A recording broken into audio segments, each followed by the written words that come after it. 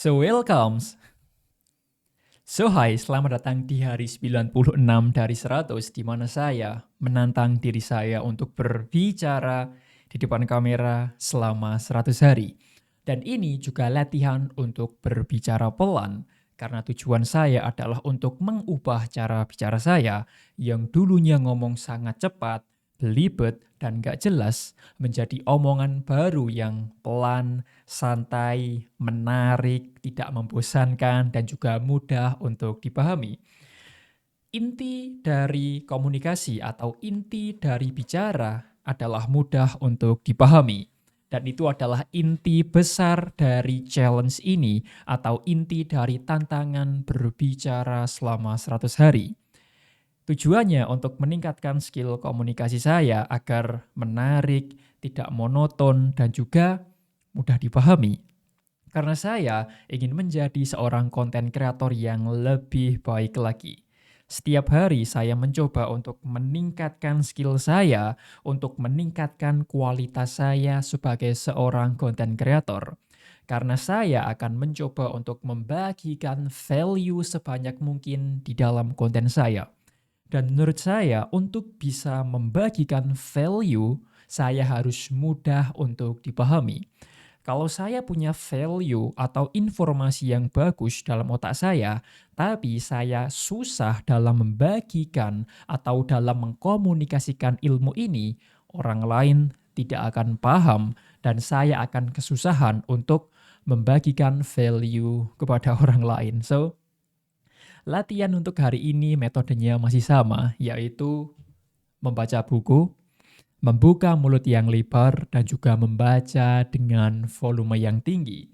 Dan buku yang saya baca hari ini judulnya adalah Bicara Itu Ada Seninya. Dan setelah membaca, saya akan mencoba untuk merangkum informasi apa yang baru saja saya dapatkan. Saya juga belajar dari Diary of CEO.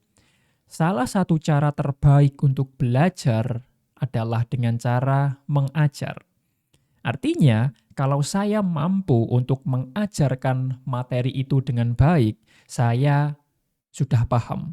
Tapi kalau saya masih kesusahan, artinya saya belum paham betul mengenai materi tersebut.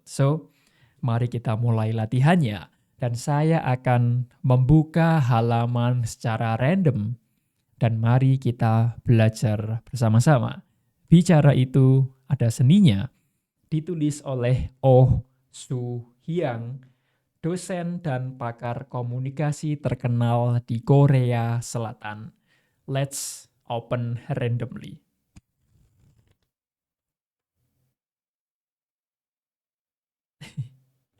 Kita buka lagi. Oke. Ini adalah halaman ke-133.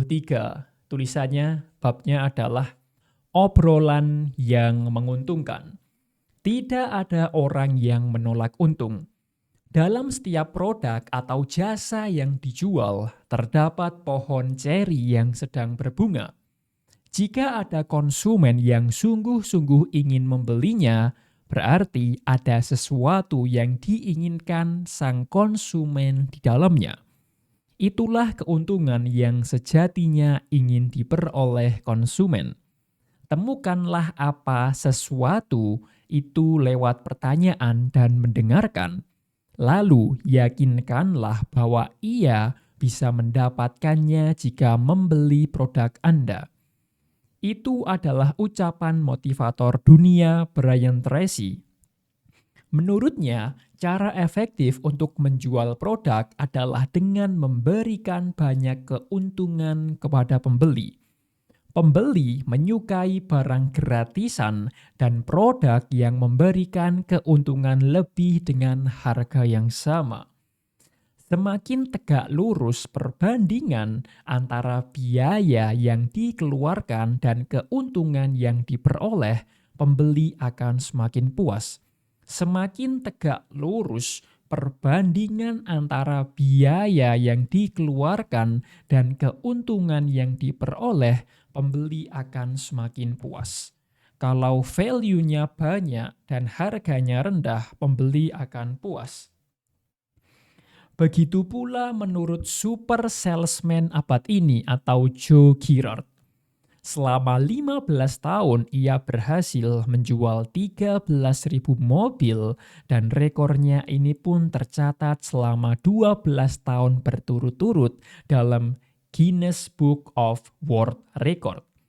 Dalam Law of 250-nya yang terkenal, ia mengatakan betapa esensialnya memberikan keuntungan kepada konsumen.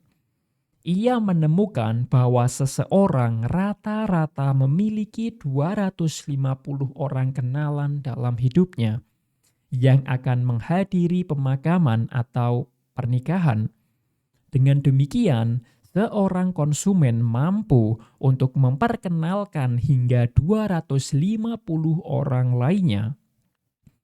Pada kenyataannya, ia rata-rata mendapat 20 orang konsumen baru dari satu orang konsumennya.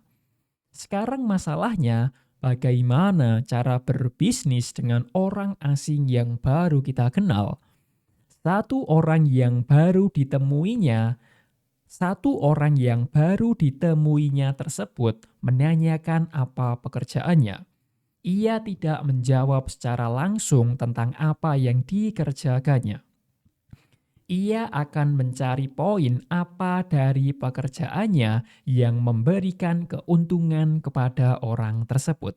Sehingga orang yang baru ditemui itu akan berpikir, "Wah, aku memerlukan orang ini." Setelah itu, dapat dipastikan orang tersebut akan menyimpan kartu nama Girard dan menelponnya.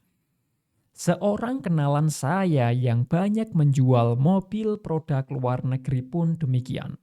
Kini, ia telah berhasil dengan toko bakery yang dibukanya.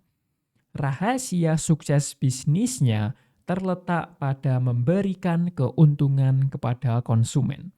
Misalnya, dulu saat menjual airbag berkualitas bagus produk perusahaannya, ia berkata seperti ini, "Beberapa bulan lalu, seorang teman saya mengalami kecelakaan yang melibatkan 3 kendaraan. Hanya putrinya yang selamat, sedangkan ia dan istrinya meninggal dunia.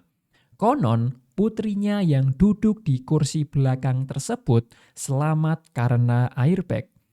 Untungnya, airbag itu berkualitas tinggi, sehingga ia hanya mengalami luka ringan dan lolos dari situasi kritis.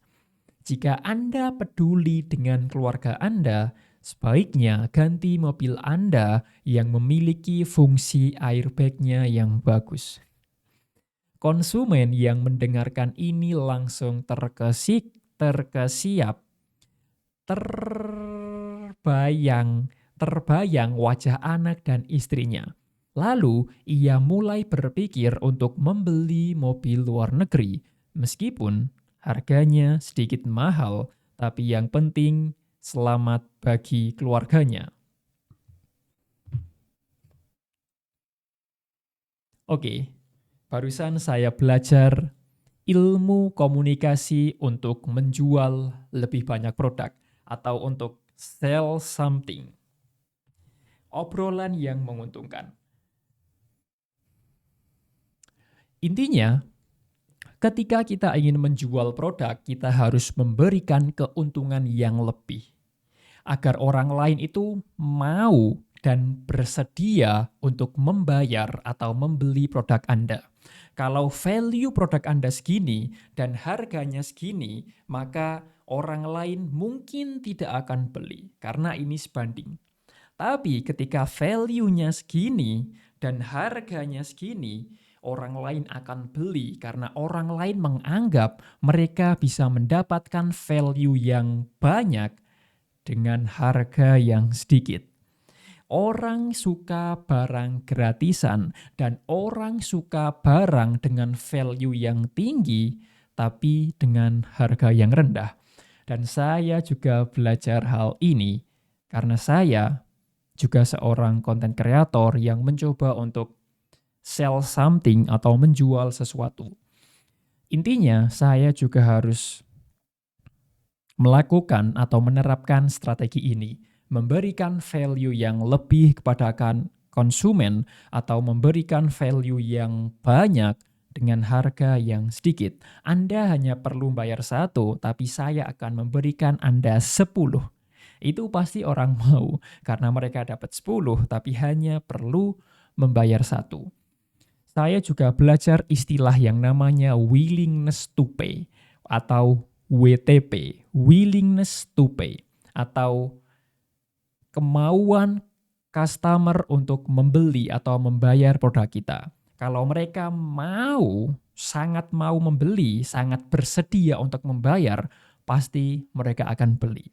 Dan untuk menaikkan level kemauan membayar ini, kita juga harus menaikkan value-nya. Intinya sama, kalau kita memberikan value yang banyak dengan harga yang sedikit, orang lain pasti mau.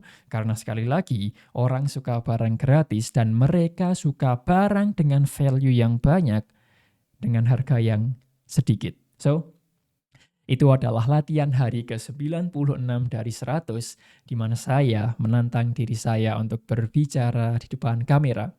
Dan sejujurnya, saya akan mencoba untuk melakukan aktivitas ini setiap hari, atau aktivitas membaca buku dan membuat konten seperti ini.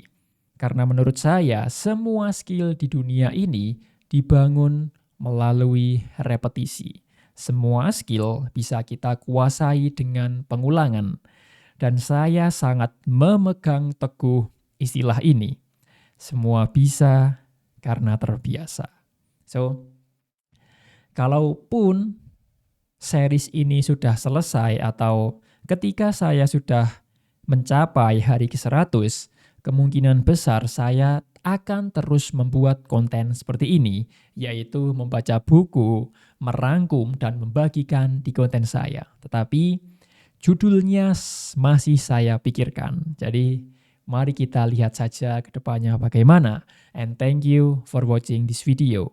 Saya Andre, saya bisa sukses dan memang akan sukses. I wish you all the best and I pray for your success like I pray for my own. See you on the next video.